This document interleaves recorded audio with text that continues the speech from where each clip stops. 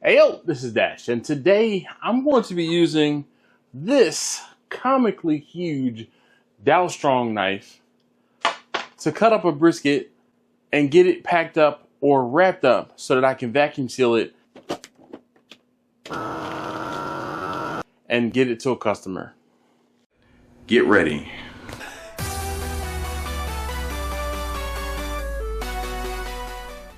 You guys have seen me cook briskets, and one of the things that I do for my customers every now and again is I will vacuum seal the briskets if they request. So I'm going to be going away, and this customer asked for a brisket during the time that I'll be away. So I talked to her and we came to an agreement that I would cook this brisket the last time I had to cook it, or when I had time to cook it, get it vacuum sealed for her. She's going to freeze it and then take it, to her or for her event in a few weeks. So, first things first, we have our whole brisket here. This is what the order was for, a whole brisket. So the first thing I'm going to do is get the brisket out of the pan.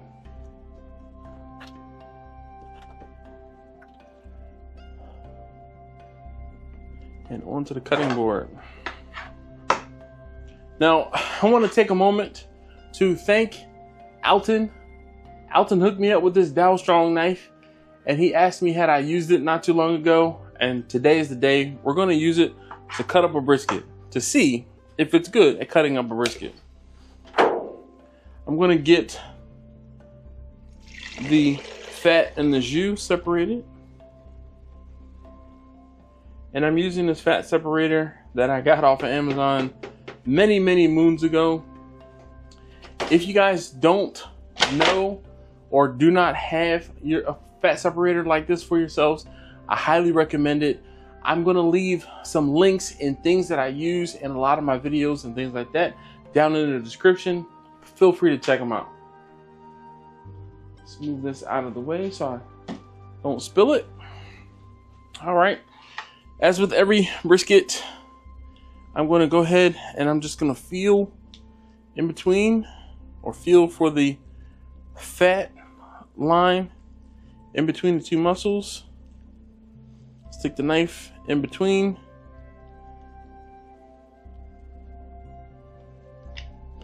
Now, because this Dow Strong knife is so super sharp, I'm going to take my time. All right, there's one way. Just let the knife do the work. Cut the point from the flat. I'm going to come in here and take off just a bit of this extra fat.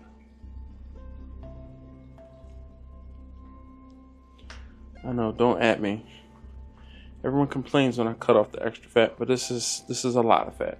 I'm going to turn the brisket over. And I see the grain of the brisket is running this way, so I'm going to cut against the grain, or perpendicular to the grain.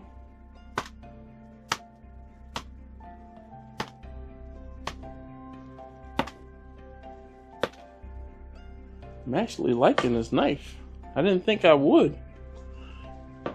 And I thought I was going to have to go get my regular slicing knife. Here, I'm going to show you guys this brisket. There you go. I did this brisket today on the Traeger. Man, oh man. There's a lot of fat on this brisket when I cut it up. Well, excuse me, when I trimmed it. And that was with me trimming it rather aggressively.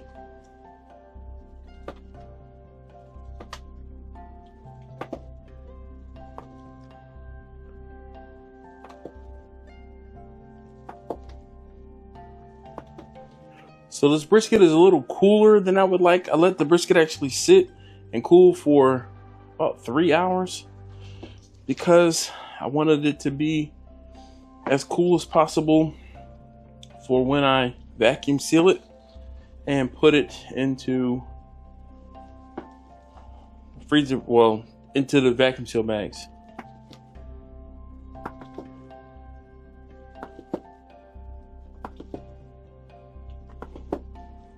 trying to make uniform 1/8" slices. If you've never seen me cut a brisket up, this is how I cut my briskets for my customers.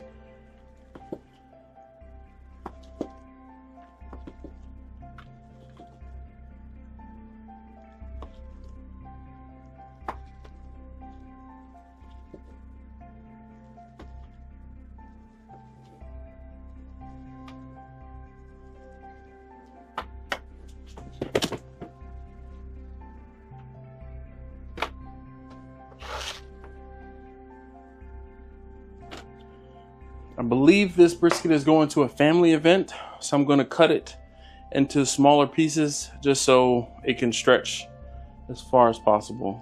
So I'm going to come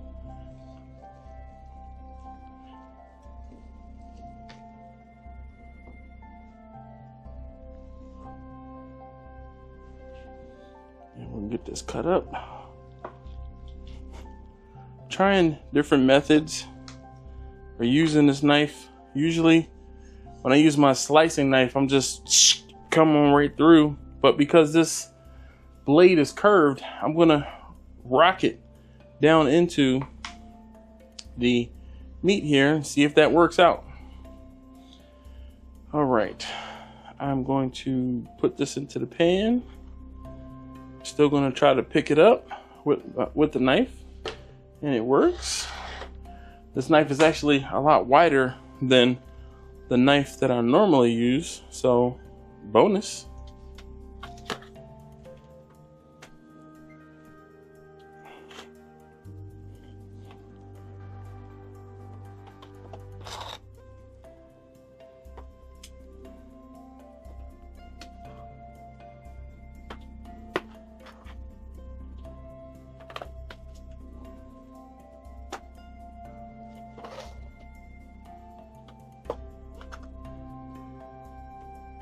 When it comes to the point, I'm going to cut with the grain of the point and make about 1.5 to 2-inch cuts, pieces, and then I'm going to go against the grain and make my 1/8" or so slices.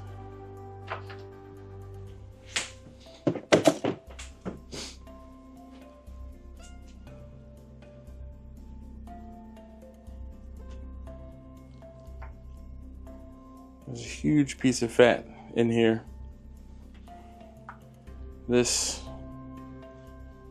All of this is fat. I want to show you how much fat is on this brisket.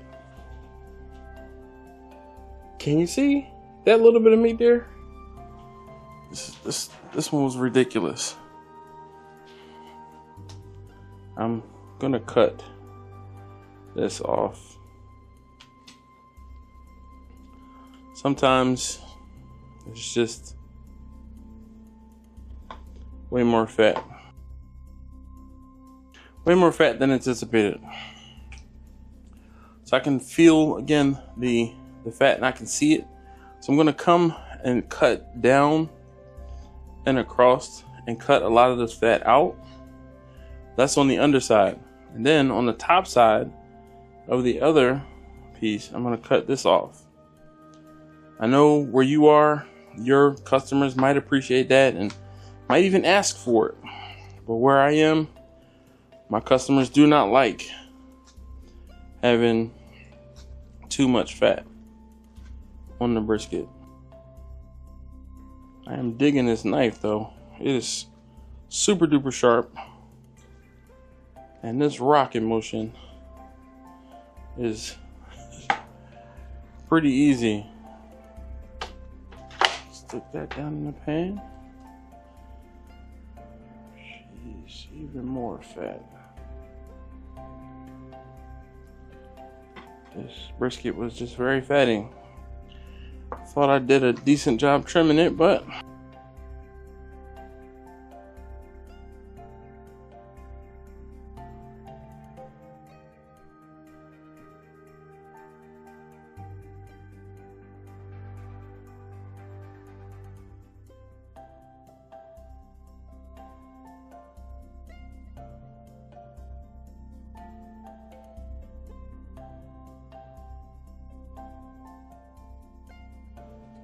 All right, so my brisket is done. Now I'm gonna go ahead and get this board cleaned up and out of the way. Get the vacuum sealer over here, get the bags made up, and get the brisket in the bags. All right, I am back. I have my vacuum sealer out. I have my brisket already cut. At this point, the best thing I can tell you to do is pre-make your bags. So I'm gonna make 6 bags.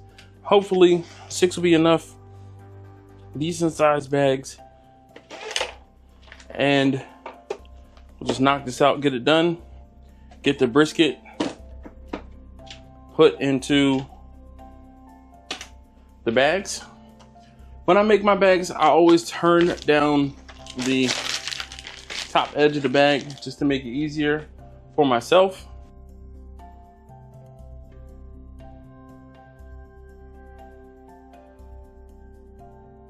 Doing the vacuum sealing is a lot of hurry up and wait.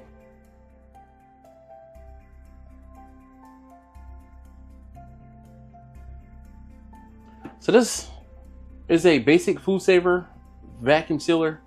I believe I got this vacuum sealer from Costco.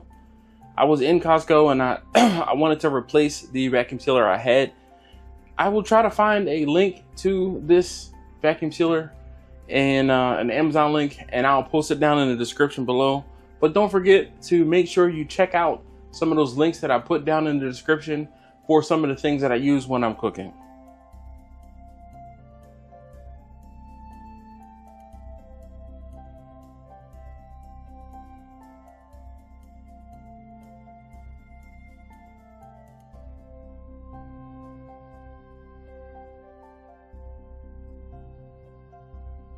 All right, I always make it a habit to try and put the seal on the next bag or the next, bag that I'm going to make, so I just don't have to do it when the time comes.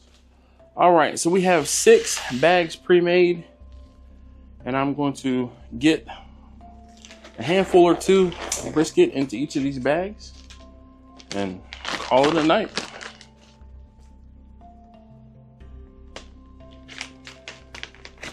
There really isn't going to be much rhyme or reason as to getting the brisket in the bags. I'm just going to put some brisket in each of these bags and, just like I said, call it a night. I'm not going to overstuff the bags.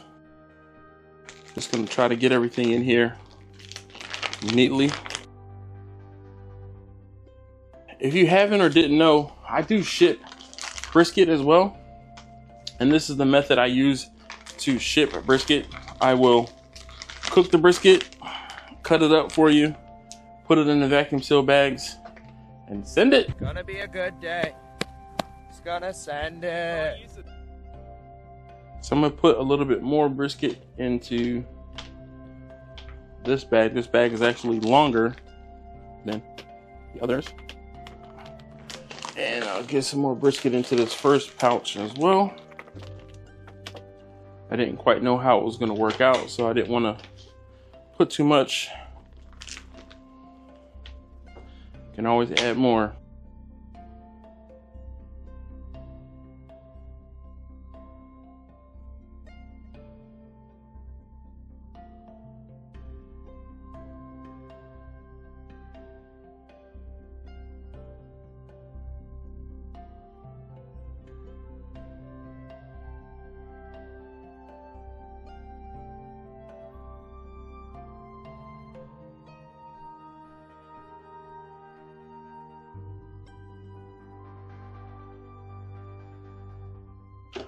Want to take a moment and thank Alton again for hooking me up with this Dow Strong knife.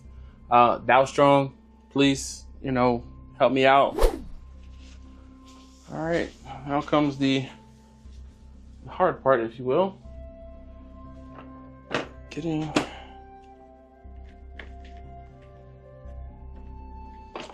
the bags sealed. And I'll actually turn this way so you guys can see what I'm doing.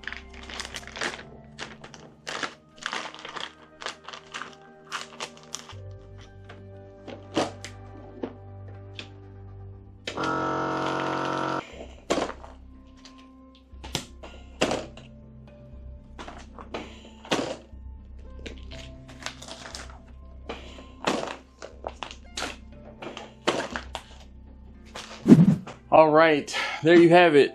Here are my 6 bags of brisket.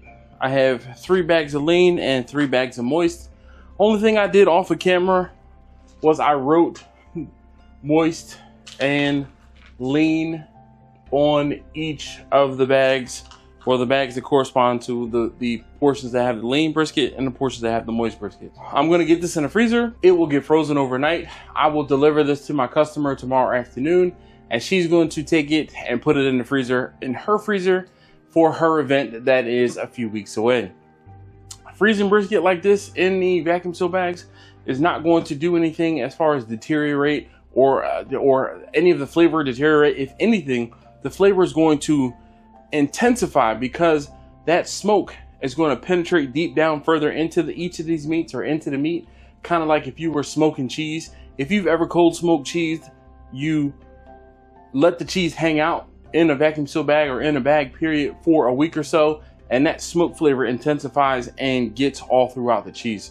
I'm hoping something similar happens with this brisket. Unfortunately, what ends up happening is I freeze the brisket, put the brisket in vacuum seal bags, freeze it, give it away to my, I'm gonna say give it away, send it to my customers or give it to my customers. So I don't have, or I don't know what, what it's like. But maybe that's for an upcoming video. I'll show you what to do on the other side as far as reheating and thawing out the brisket. But the best way to thaw this out is just going to be to let it sit out on the counter for a little bit. And then I actually recommend using a Sous Vide to warm this back up, and or a warm water. Because it's in the vacuum seal bag, the bags can handle being put in warm water. Just let them hang out and float for a little while, and just all of the juices and everything like that will be contained in these bags. You won't even know that these were frozen. Only thing is the preparation. I don't know how she's going to put it into a pan, but that is for me to try to talk to her about when I meet up with her tomorrow. Thank you guys again, as always, for watching. If you haven't already, please do subscribe.